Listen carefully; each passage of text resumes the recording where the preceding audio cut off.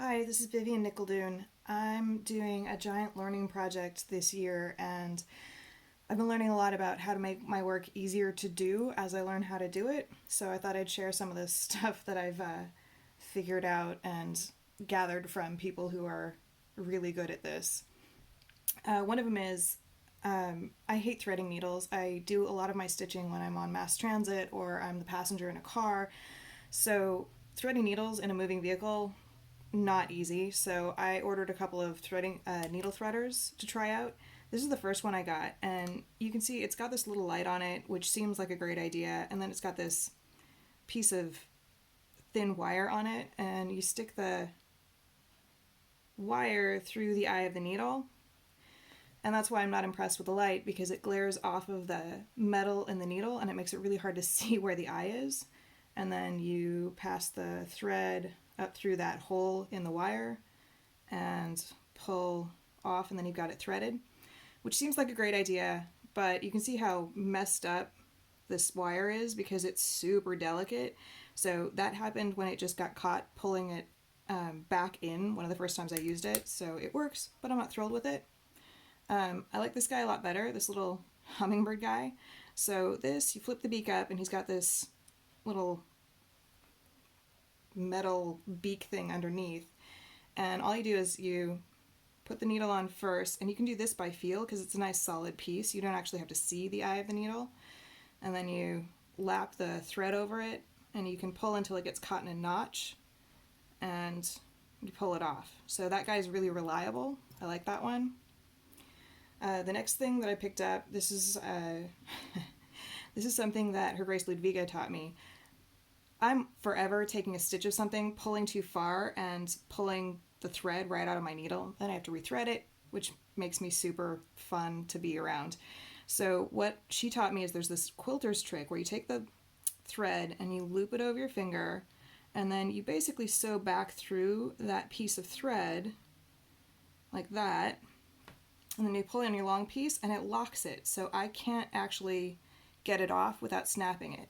It's going to cause a tiny bit of waste. It's going to be like 2 inches that you'll waste in the end. For my sanity, that's worth it. The next thing is doing this project's got, it's probably got a couple of 100 feet of tiny stitches on it. So the first couple of weeks I did it, I really messed my fingers up because I can't grow calluses fast enough to keep up. So I tried out Thimbles, which all of the people who do this a lot tell me I should use. And I didn't listen because I hate these thimbles. They don't fit my fingers right, they get in the way, they fall off. I even tried one of the plastic ones, and I tried, because it's cuttable, I tried to cut it into a shape that would be comfortable on my finger. I hated that too. So what I ended up using that I really like is I took a piece of leather and I literally wrapped it around my finger and trimmed it until it was exactly the right size and shape to fit around my finger. And then I stitched it up and I turned it to one side. So this is where the needle is going to press most of the time when I'm working. So I can do that for hours without hurting myself, which, upgrade. The next part is tying the knot.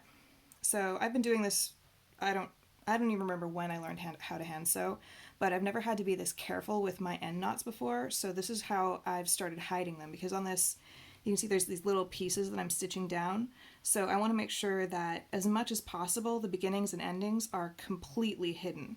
So this is how I'm doing it. I take the end of the piece of thread and I loop it around my finger until it overlaps and push it to the end of my finger. I roll it. So you can see a whole bunch of rolls in there. And then I put my fingernail on it and pull down. And what I'm looking for is, so I didn't get it quite right. I got a loop in there, so I got to try again. I got a tiny knot that's going to be not big enough to hold the fabric, but enough to be a pain if I try and do a good knot, so I'll try it again.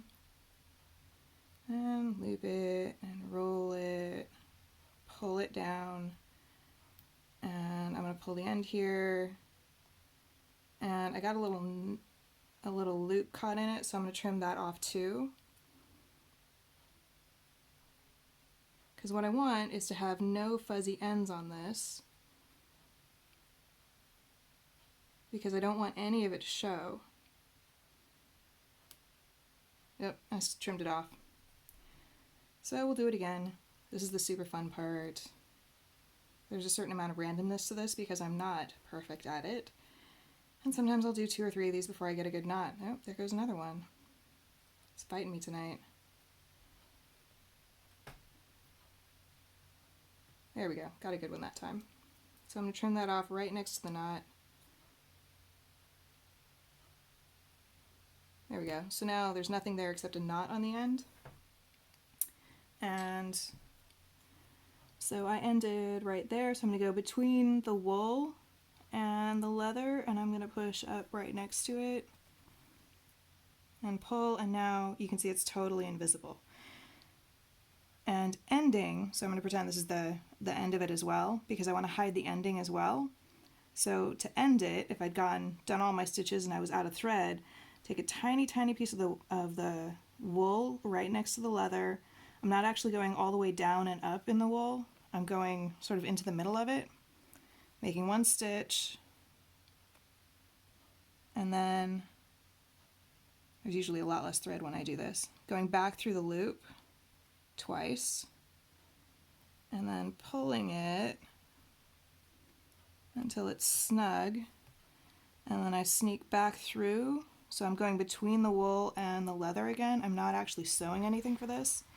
Pull it through and trim it off on the other side. So now I've hidden the beginning and the end completely. You shouldn't be able to see those at all when the coat's finished. And that's how I set up to do this and have it be fun instead of a maddening project that drives me slowly insane.